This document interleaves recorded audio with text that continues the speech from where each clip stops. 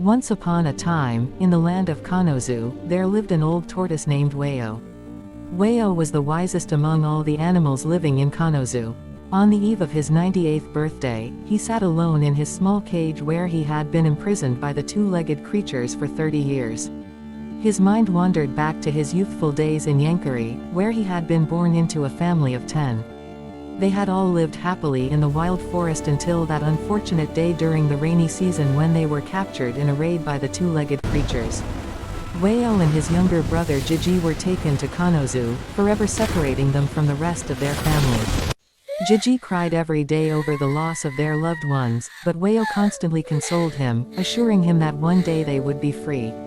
6 months after their arrival in the cage, Wayo woke one morning to find Jiji lying still. He tried to shake him awake, but there was no response. 10 minutes later, Wayo realized that it was all in vain. Jiji was gone forever. The misery of being separated from his family had taken his life. Wayo cried like a baby, but deep inside he knew that crying would not bring Jiji back from the dead. As he lay there in grief, the two-legged creature who brought them food every day opened the cage and discovered Jiji's lifeless body. The creature tossed Wayo his ration of food and hurriedly left, only to return moments later with another two-legged creature carrying a large bag. The bag bearer handed the animal handler some paper notes. After counting the money, the handler opened the cage, picked up Jiji's body, and tossed it into the open bag. Wayo was helpless. He did not know what to do. He wished he were as strong as King Lion so he could teach these creatures a lesson. After they left, Wayo continued to cry. Eventually, he wiped away his tears and made a vow within himself. He would do everything within his power to ensure that he would never end up in a bag, or in the belly of a two-legged creature, like his brother Jiji. One day, he knew he would be free. 2 weeks later, another tortoise was brought into his cage. This time it was a female, so beautiful that no living tortoise could possibly resist her. Wayo laughed quietly to himself. He knew exactly what the two-legged creatures were trying to do. They wanted him to procreate, so that they would have more of his kind to sell and feed on. But they were in for a big surprise. Wayo had already vowed that he would never procreate until the day he became a free being. Wise one, wise one. Wayo snapped out of his thoughts and looked up to see King Lion and King Louie, the king of the monkeys, standing near the iron bars that separated their cages. Wise one, have you heard? King Louie asked. Heard what? Wayo replied. Bobo the cheetah is dead. He died yesterday. That cannot be true. Wayo exclaimed. What happened? How did it happen? King Lion spoke. His legs were swollen. The cage they put him in was too small. You know Bobo, he loved to run. But he had not had the chance to run for 12 years. His legs began to swell, and yesterday, he gave up the ghost. Wayo sighed deeply. This is the plan of those evil two-legged creatures, he said. They want us all dead so they can use us as food for their hungry bellies. Look at what they did to your brother, King Louie added. Wayo looked at King Lion. My Lion King, we must do something before it is too late. Otherwise, we will all end up dead like Bobo, my brother, and the many others who have passed on. King Lion lowered his head. I do not want to die, he said quietly. Then we must act, Wayo replied firmly. Call a meeting of all the animals. I believe I can come up with a plan. I will do just that, King Lion answered. The meeting was scheduled for the next moon night. This was to ensure that all the animals would be present. Moon night was the special night when every animal stayed awake to share stories, jokes, and laughter. It was also the night when disputes were reported and settled among them. King Louie had already sent word back to Wayo confirming the date of the meeting. Wayo smiled to himself. Moon night, he thought. It had been his creation many years earlier, a way of helping the animals cope with the harsh reality of captivity and to strengthen unity among them. Even their system of communication had been invented by Wayo. Since they were all kept inside a rectangular building divided into cages with iron bars, he had ruled that messages must be passed from one cage to the next in a clockwise direction until the message returned to its starting point, along with the reply. Only a few animals lived outside the building. The zebras, elephants, hippopotamus, and ostrich, who were kept in a field nearby. But that never stopped them from attending Moon Night. On every moon night, the elephants would tear down the barbed wire surrounding their enclosure. They could not jump like the zebras or the ostrich, so this was their only way of joining the gathering. The hippopotamus would also climb out of his pond to attend. The meeting night finally arrived. It was a full house. Every animal had come. They were all eager to hear what the wise one, Wayo, had to say. King Lion stepped forward and called for silence. "Quiet, everyone," he roared gently. "Let us listen to what the wise one has to say. Wise one, you have the floor." The murmuring stopped. Wayo slowly moved forward. "I welcome you all to this historic meeting," he began, "a meeting that will chart a new path for our future." The animals listened attentively. "I have carried this idea within my heart for a long time," Wayo continued. "And today, that idea is finally ready to be born." He paused briefly before continuing. "We have lived in captivity for far too long under the control of the two-legged creatures. But if we unite, we can free ourselves from this bondage they have forced upon us." The animals began murmuring among themselves. "We have done them no wrong," Wayo continued. "So why must we live imprisoned?" He raised his voice slightly. "They were born to be free, and so were we. That is the truth of nature." The animals nodded. "My brother died in captivity. Bobo the cheetah died just yesterday. And many others have died before them. If we do nothing, many more of us will die as well." Wayo turned toward a young zebra standing in the crowd. "Young zebra," he said gently, "you never had the chance to know your great-grandfathers. Do you know why?" The zebra shook his head. "Because they died in captivity." The gathering fell silent. "So I ask you, my brothers and sisters," Wayo continued, "to join me in finding a way back to Yankari, the land of our forefathers." He lowered his head respectfully. "Thank you." For a moment, the entire gathering was silent. Then suddenly, the animals erupted into thunderous applause. The night air filled with cheers and excitement. One by one, some of the animals began to speak. King Lion stepped forward first. "You have spoken wisely, wise one," he said. "I have only heard stories of Yankari from my father, may his lion soul rest in peace. I have often wondered what it would feel like to return to a place we can truly call home. Not a place like this, where we live in confinement and feed on carcasses." He looked at Wayo firmly. "You have my full support." Next, the hippopotamus spoke. "Wise one," he said cautiously, "why should I give up the comfort of my pond and follow you to some unknown destination? If I am correct, you do not even know the way to this place you call Yankari." Wayo smiled calmly. "My friend," he replied, "if you had never been captured, you would be enjoying the comfort of a great river or lake in Yankari, surrounded by abundant food. Do not allow your tiny pond and small rations to deceive you into thinking this is true comfort." Some animals murmured in agreement. Next to speak was Joe the gorilla. "I believe this venture is extremely risky," Joe said. "We could all be killed. And even if we succeed, what about our brothers and sisters still trapped in other zoos?" Wayo nodded respectfully. "Joe, I knew your father. If he were here today, he would stand beside me. The plan we are going to undertake will ensure that no one gets hurt. And once we succeed, our victory will inspire other animals in captivity to do the same." King Lion stood up again impatiently. "Enough talk," he said. "When do we leave, wise one?" "Not until I hear the voices of agreement," Wayo replied. "You have mine," said King Louie. "And mine," said the elephant. "And mine as well," added King Lion. Soon, every animal voiced their support. Every animal except the hippopotamus and the skunk, who declined to participate. Wayo nodded. "Now that I have your support," he said, "I will reveal my plan on the next moon night." And with that, the meeting ended. When the next moon night arrived, the animals gathered once again, eager to hear the wise one's plan for escaping Kanozu and returning to Yankari. King Lion stepped forward and addressed the gathering. "Wise one," he said, "you have the floor." "Thank you, our leader," Wayo replied respectfully. He looked around at the attentive faces surrounding him. "My plan," he began, "will involve several animals present here tonight. But before I explain it, I would like you all to meet someone who has been helping this plan become a reality." The animals exchanged curious glances. "Ladies and gentlemen," Wayo continued proudly, "I present to you Mr.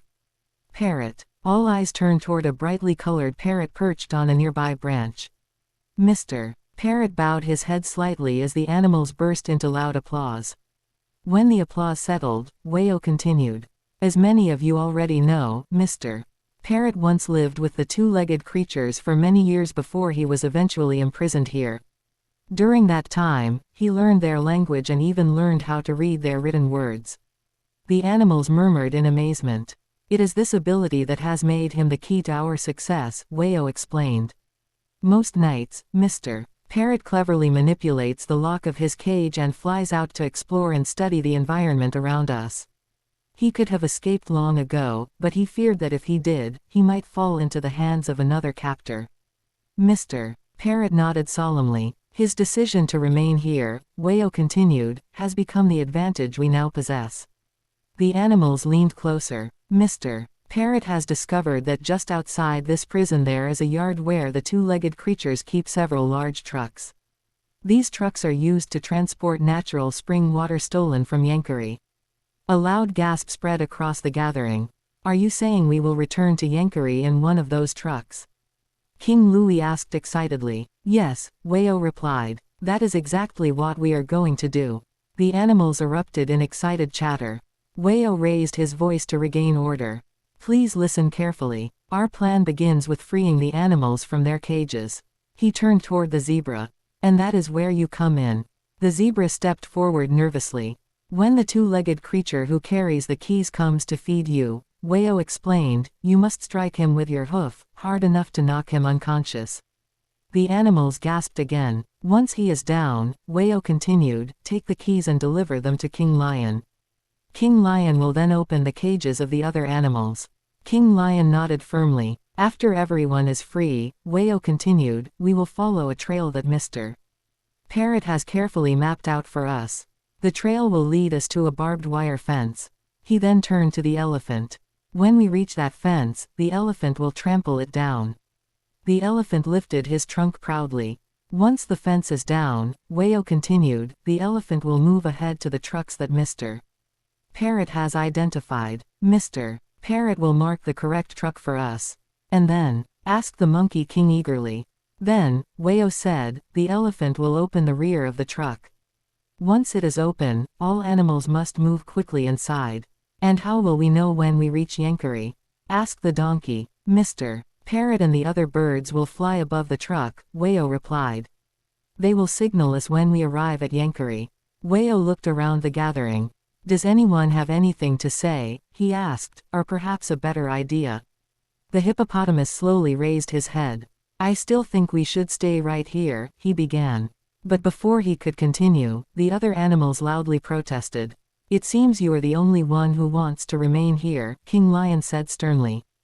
If that is your wish, you may stay. But the rest of us are leaving this prison. The animals roared in agreement. King Louis stepped forward excitedly. So when do we leave? Wayo paused for dramatic effect. We leave, he said slowly, on the night of the moonless night. Suddenly, a loud voice shattered the silence. Doggy, doggy, doggy. It was the leopard. Instantly, the animals scattered back toward their cages. The dog was the best friend of the two-legged creatures. They fed him with affection and even allowed him to sleep in their house. But among the animals, the dog had another name.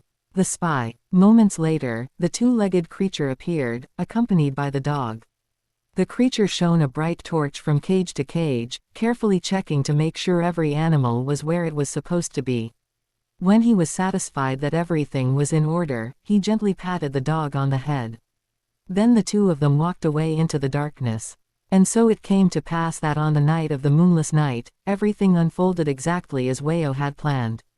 The animals had successfully freed themselves and were now gathered at the barbed wire fence, waiting eagerly for the elephant's signal. But the elephant was struggling to open the rear door of the truck. Wayo began to worry. Time was running out. If the elephant failed to open the truck, their entire escape could collapse. And if they were caught, another attempt at freedom might become impossible. Just then, the hippopotamus, who had reluctantly joined the escape at the last minute, began to complain. You see what I told you, he cried nervously. This will never work. I am going back to my pond. Without waiting for a reply, he galloped away. "Begone, hippo of little faith!" Wayo shouted after him. Moments later, Wayo heard a sound. It was a sharp metallic click. To him, it sounded like the sound of freedom. He looked up just in time to see the elephant signaling toward the back of the truck. The door was open. "Move," Wayo whispered urgently. The animals hurried across the path toward the truck and climbed inside one after another. Once they were all inside, the elephant pulled the door shut tightly, and everyone waited anxiously for the journey to begin. A short while later, the two-legged creature who drove the truck returned.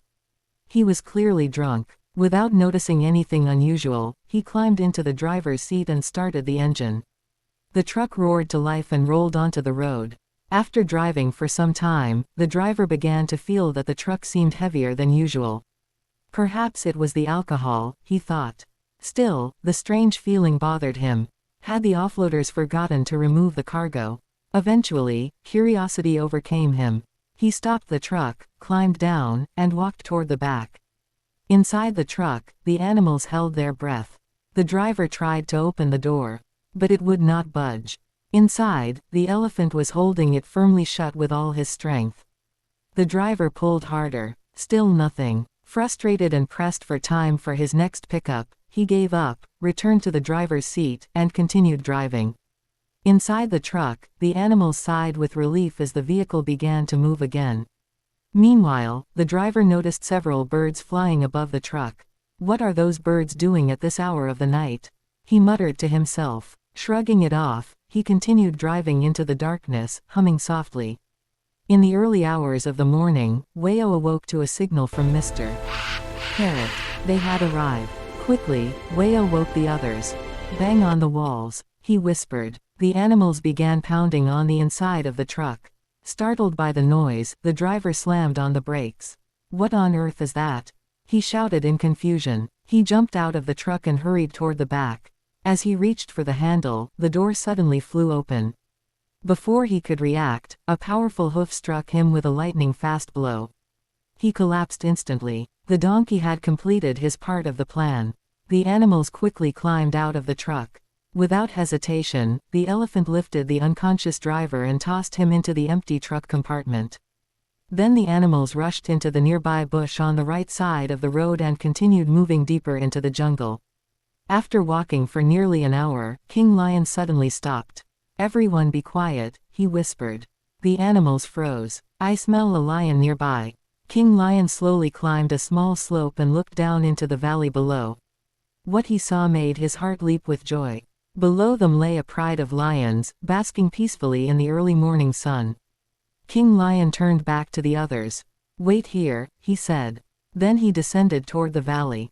As he approached, the lions looked at him with curiosity. When he reached them, he greeted them in the language of lions. They responded with a powerful roar. "You are not from around here," said the largest lion in the pride. "We have just escaped from captivity, my lord," King Lion replied respectfully. "And who else came with you?"